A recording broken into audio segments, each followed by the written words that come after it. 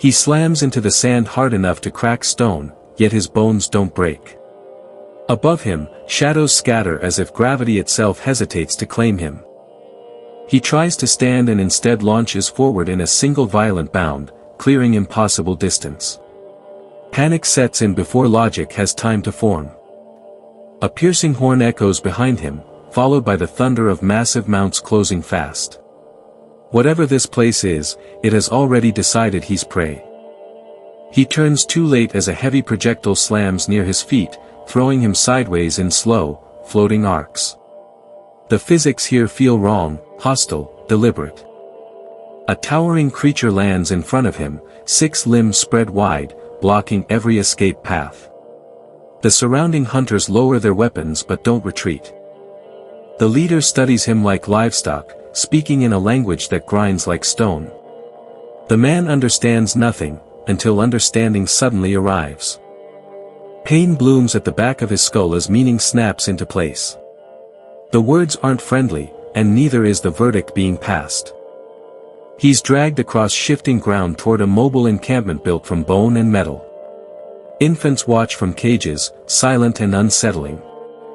Night falls fast, and a robed figure watches from above, fingers resting on a glowing medallion. Its light pulses in time with the man's heartbeat. When the medallion vanishes from sight, the man's strength falters immediately. His impossible balance disappears, replaced by weakness and fear. At dawn, he's forced into an open ring carved from massive bones. The crowd gathers, waiting to see if he can repeat the impossible. He refuses to jump. The refusal earns him pain, sharp and public, meant to break obedience into him. The ground trembles as shadows pass overhead, blotting out the sun. War machines drift into view, locked in combat above the arena. One vessel spirals out of control, shedding debris as it falls. The crowd roars, sensing blood and spectacle. Instinct overrides fear as the man sprints and leaps without thinking. He catches her midair, landing in a crater of shattered ground. Silence hits the arena before erupting into chaos. The hunters see not prey, but a weapon they don't understand. The armored woman pulls free, studying him with equal suspicion and urgency. She knows this world better than he ever will. Explosions bloom in the sky as the aerial battle collapses toward the ground. Safety, if it ever existed, is already gone. The leader steps forward, declaring ownership in front of all witnesses. The man realizes survival here means becoming useful. As smoke darkens the sky, the robed observer disappears, medallion light fading. The man senses that whatever brought him here is still watching. The arena empties, leaving him chained beside the armored woman. She warns him quietly that saving her marked him for war. They're marched through shifting corridors of bone and steel, deeper into the moving settlement. Every turn feels temporary, unstable. The woman explains the sky battle was entertainment, not defense. Entire wars here exist only to feed spectators. That night, a thin liquid is forced past his lips. The world sharpens, and foreign voices suddenly make sense. Understanding brings no comfort. He now hears plans involving bets, sacrifices, and how long he might last. At dawn, the medallion appears again, hanging from the leader's belt. Strength surges back into his limbs instantly. He realizes the truth too late, the power isn't skill, it's proximity. Take the object, or remain owned by it. Sirens howl as warships return overhead, dueling again. The camp erupts into cheers and chaos. She breaks free during the confusion and shouts for him to follow. He hesitates only a second, long enough to regret it. A blast throws him backward, slamming him into bone walls. False safety collapses instantly. He recovers midair, lands wrong, and still stands. The crowd sees something shift, from novelty to threat. Ordered to demonstrate again, he jumps higher than before. The roar turns into fear. The leader names him a champion, binding him publicly to their cause. Refusal is no longer an option. That night, the woman reveals the truth: this planet is dying, and every war accelerates it. She believes the medallion can move people between worlds. He believes nothing anymore, but needs it anyway. They sneak toward a forbidden structure beneath the camp. Stillness here feels louder than battle. Inside, statues depict figures holding the same medallion, worlds bending around them. The implication is clear and terrifying. Guards descend instantly. Someone warned them. Trust fractures without repair. The leader orders punishment disguised as ritual. Death, dressed as tradition. Alone with the leader, the man is told survival requires obedience. The medallion glows inches away. Instead of execution, the leader cuts the restraints and turns away. Mercy here is never free. He's given a choice: fight their enemies or die later. The choice is a lie. War drums shake the ground as armies assemble beyond the camp. Escalation is no longer avoidable. The woman is taken away under guard. Whatever alliance existed just ended. He's thrown a weapon too heavy for normal men. Here, it fits perfectly. The medallion pulses again, from far away. Someone else is using it. The ground trembles as enemy forces crest the horizon. No more spectacle, this one is real. He charges before orders are given, leaping into the clash. Mistake becomes momentum. Enemies scatter under impossible impacts. Victory feels disturbingly easy. Then the sky darkens again, new ships, unfamiliar shapes. Someone changed the rules. Energy beams carve the battlefield apart indiscriminately. Allies fall just as fast. He searches for the woman and finds only smoke and fire. Wrong assumption, she's already gone. A shockwave lifts him high into the air, spinning helplessly. Power means nothing without control. He crashes near the camp as it begins to flee. The moving city breaks apart. Amid the retreat, the medallion finally drops, sliding across the ground toward him. He grabs it, and the world bends violently around his senses.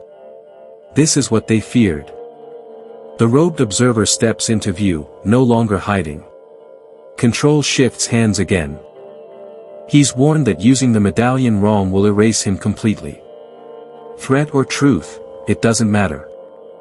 The battlefield collapses into disorder. Every side retreats, wounded and unfinished.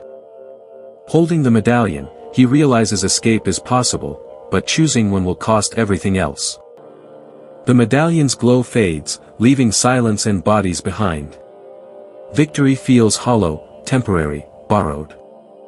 He's surrounded again, this time not as property but as leverage. The leader's eyes calculate instead of threaten. The robed figure announces a shift in control. The war was never the goal, it was a filter. He learns the truth too late: worlds are tested, not saved. Strong ones are harvested. The armored woman is brought forward in chains, unharmed but defeated. Her capture was intentional. The robed figure offers a bargain: her world spared in exchange for his obedience. He refuses immediately, and the punishment is instant. Pain locks his muscles as the medallion reacts. The leader watches silently, realizing too late who the real enemy is. The robed figure demonstrates control by lifting soldiers off the ground without touching them. Resistance ends. The man realizes the medallion doesn't just move bodies, it overwrites will. He makes a choice without announcing it. He lunges for the robed figure instead of the woman. The impact sends both of them airborne. Control slips for a fraction of a second. The medallion skids across the ground again. Everyone freezes, understanding what it represents. The woman dives for it first, not to use it, but to deny it. The robed figure reacts instantly, reshaping into a towering form to block her path. The leader charges, finally choosing a side. His strike lands, but not deep enough. The robed figure retaliates by crushing the leader to the ground. A power structure ends in seconds. The man reaches the medallion and grips it despite the pain tearing through him. Visions flood him, worlds collapsing, survivors enslaved, cycles repeating endlessly. He understands now. Escape was never the point. Someone has to break the system. He activates the medallion not to flee, but to anchor himself permanently. The robed figure screams for the first time, realizing control has limits. Gravity snaps back violently, pinning everyone to the ground. The world chooses a baseline again. The medallion fractures, its light splintering into nothing. The bridge between worlds collapses. The robed figure disintegrates where it stands, stripped of borrowed power. Silence returns, heavier than before. Survivors struggle to stand under restored gravity. The man can barely move now. His strength was never his, it was borrowed. The woman kneels beside him, realizing the cost he chose without asking. He tells her the war will end because the manipulators are gone. It won't be easy, but it will be theirs. The leader breathes again, alive but broken. A brutal culture faces an uncertain future. Days pass. The battlefield clears. The world keeps turning without interference. The man never regains his impossible strength. He remains, fully bound to this world. The woman offers him a place, not as a weapon, but as a witness. He accepts, knowing there's no path back and no one left pulling strings. The skeletal arenas are dismantled, repurposed into shelter. Spectacle becomes survival. Stories spread of the outsider who broke the cycle by staying. He watches the horizon, no longer expecting rescue or escape. Acceptance replaces longing. The sky clears without warships. For the first time, it feels earned. The medallion remains only as fragments, power reduced to memory. He steps forward into the rebuilt world, alive, grounded, and finally free. Seasons change, reshaping the land without interference from the skies. The planet stabilizes slowly. He learns to fight without borrowed power, failing often, surviving anyway. The former leader steps aside, choosing guidance over dominance. Old enemies negotiate instead of betting on slaughter. Progress is fragile, real.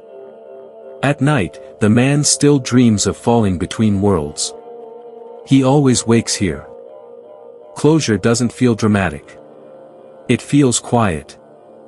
The world chooses its own future for the first time. He realizes survival wasn't escaping, it was staying when escape was possible.